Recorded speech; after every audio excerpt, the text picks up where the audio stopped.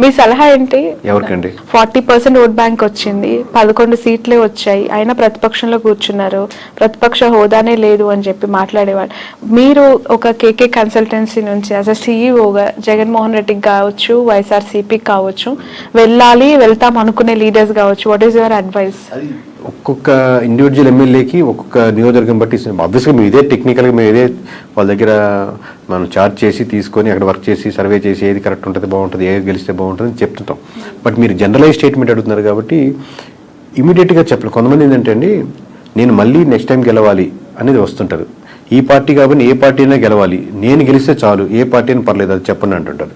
So ఓవరాల్గా మీకు ఎక్కడైనా సరే ప్రజలు ఏం కోరుకుంటున్నారో ఆ ప్రజల పర్స్పెక్టివ్లో మీరు వర్క్ చేస్తున్న రెడీగా ఉందా లేదా, ఫ్యూచర్లో నాకు ఇక్కడ అవకాశం ఉంది అనుకుంటే రైట్. పార్టీ యాంగిల్లో జనరలైజ్ స్టేట్మెంట్ అంటే జగన్ గారు ఏం చేస్తే ప్రతిపక్షంలో ఇంకా బెటర్ గా వాళ్ళు ఎవరైనా అంటే ఇప్పుడు వీళ్ళు సిట్టింగ్ అన్న అపోజిషన్ ఒకటే, దీంట్లో ఏం పెద్ద ప్రిన్సిపల్లో ఏం తేడా లేదు.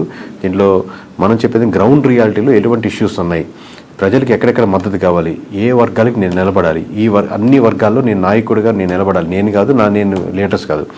లీడర్ ఎప్పుడు ఇంకా గొప్ప లీడర్ అవుతా అంటే మీరు ఎంతోమంది లీడర్స్ని రకరకాల సెక్షన్స్లో తయారు చేసినప్పుడు గొప్ప లీడర్ అవుతారు. అది ఇప్పుడు నేను రిక్రూట్ చేసుకుంటున్నాను, ఇప్పుడు మేము ఇంట్రెస్ట్ చేస్తా ఉన్నాను.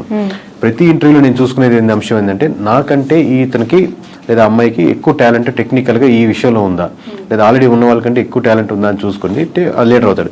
నాకంటే ఎక్కువ టాలెంట్ ఉండకూడదు, నేనే లీడర్ ఉండాలి అనేది కంటే కూడా ప్రతి నియోజకవర్గంలో ప్రతి అంశంలో నాకంటే వాక్చాతుర్యంలో కానీ, మాట్లాడే విషయంలో కానీ, సబ్జెక్ట్ నాలెడ్జ్లో కానీ, మాట్లాడితే కరెక్ట్గా మాట్లాడే పర్సన్స్ కానీ, అంటే అపోజిషన్ కూడా చాలా టెక్నికల్గా మాట్లాడుతున్నాడు, చాలా రైట్ ఇతను, ఓన్లీ అరిచేసి ఏదో తిట్టేసినట్టు కాకుండా అలాగా టెక్నికల్ సబ్జెక్ట్ ఉండే లీడర్స్ని మీరు డెవలప్ చేయగలిగితే ఈ ఉన్న 4-5 సంవత్సరాల్లో మీరు మళ్ళీ గవర్నమెంట్ ఫామ్ చేయడానికో లేదా మీరు ముందుకు రావడానికో తేడా ఉంటుంది. కానీ ఇదే పద్ధతిలో వెళ్తే, ఇదే లైన్లో వెళ్తా ఉంటే మళ్ళీ మీకు కష్టమే. ఓకే. ఈ 2 తెలుగు స్టేట్స్లో ప్రాంతీయ పార్టీలకు ఎంతో కొంత కోర్ ఓట్ బ్యాంక్ని కైవసం చేసుకొని సస్టైన్ చేస్తున్న పార్టీస్ని మనం చూస్తూ ఉన్నాం. ఇక్కడంటే ఇప్పుడు కాంగ్రెస్ అధికారంలోకి వచ్చింది, అగైన్ అక్కడ మళ్ళీ ప్రాంతీయ పార్టీ, ఆఫ్కోర్స్ జాతీయ పార్టీ అయినప్పటికీ కూడా వాళ్ళు ప్రాంతీయ పార్టీగానే ఎస్టాబ్లిష్ అయ్యారు, టీడీపీ.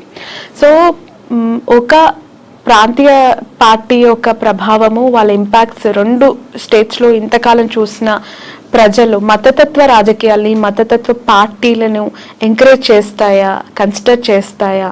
అంటే ఇప్పుడు నేను నేషనల్ వైజ్గా చెప్తున్నా కదండి, మతానికి ఉన్న సంబంధించిన ఓట్ బ్యాంక్ అంటే ఇక్కడ ఎస్పెషల్లీ 2 తెలుగు స్టేట్స్ గురించి నేను మాట్లాడు. అంటే కంపారిటివ్ నార్త్లో పోలిస్తే ఇప్పుడిప్పుడే సౌత్లో బీజేపీ కూడా ఇంకొంచెం ఉంది. కంపారిటివ్ చెప్తున్నాను, నార్త్లో ఎక్కువ బీజేపీ ఆల్రెడీ ఒక సాచ్యురేషన్ పాయింట్కి వెళ్ళిపోయింది. బట్ సౌత్లో ఇప్పుడిప్పుడే అక్కడక్కడక్కడ ఆ టైప్ ఆఫ్ చిగురిస్తూ లేదా ఆ థాట్ ప్రాసెస్లో ఉండి మన ధర్మం అనేది ఆలోచిస్తున్నారు. బట్ అది ఓట్ బ్యాంకింగ్ సరిపోదు గెలిచేదానికి అనుకుంటున్నాను. ఒకసారి మీకు సెంట్రల్లో బీజేపీ తగ్గిపోతుంది అనుకోండి, దాని ఇంపాక్ట్ మన స్టేట్లో కూడా పడుతుంది. మొత్తం స్టేట్లో సెంటర్లో మనకు గవర్నమెంట్ మారుతుంది అనుకోండి, అది మన స్టేట్కి వచ్చేసరికి కూడా మన ఇంపాక్ట్ పడుతుంది. ఎప్పుడైతే మీకు బీజేపీ మీద ఎఫెక్ట్ ఎక్కువ పడిపోతుందో, బీజేపీ మునిగిపోతుందో, దాని బీజేపీ ఆధారితంగా నిలబడిన పార్టీలు కూడా దాని ప్రభావం, దాని ఎఫెక్ట్ ఎంతో కొంత తీసుకో తప్పదు. Okay. In future Nara Lokesh గారికి, పవన్ కళ్యాణ్ గారికి ఎవరికి ఎక్కువగా సీఎం అయ్యే అవకాశం ఉంది అని అంటారు? మీ అజంప్షన్ ఏంటి?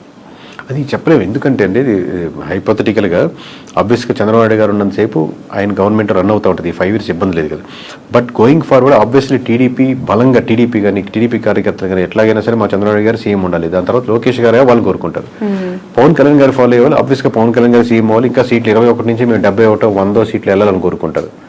బట్ ఇద్దరు కూటమిగా వెళ్ళాలనుకుంటున్నారా, సెపరేట్గా వెళ్ళాలనుకుంటున్నారా? మీరు ఇందా చెప్పినట్టు టీడీపీ సెపరేట్ అయ్యి బీజేపీ ఆబ్వియస్గా బీజేపీ జనసేన వెళ్ళాలనుకుంటున్నారు. దీనివల్ల ఇట్లా సెపరేట్ అయితే మళ్ళీ వైఎస్ఆర్సీపీకి ఫెచ్ అవుద్దా? ఎన్ ఫ్యాక్టర్ వేస్లో ఉన్నాయి కాబట్టి ఎవరి కార్యకర్తలు ఎవరు లీడర్ అవ్వాలనుకుంటారు. మాది ఏంటంటే ప్రజలు ఇప్పుడు ప్రస్తుతానికి ఏమనుకుంటున్నారు, ఎలా చేస్తే ప్రజలకు బాగుంటుంది.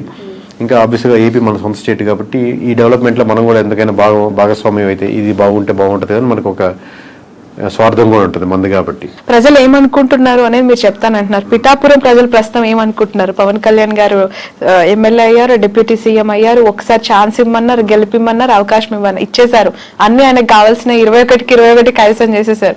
So towards Pawan Kalyan what is AP people's high అయితే ఫస్ట్ ఆఫ్ ఆల్ ఉంటుందండి.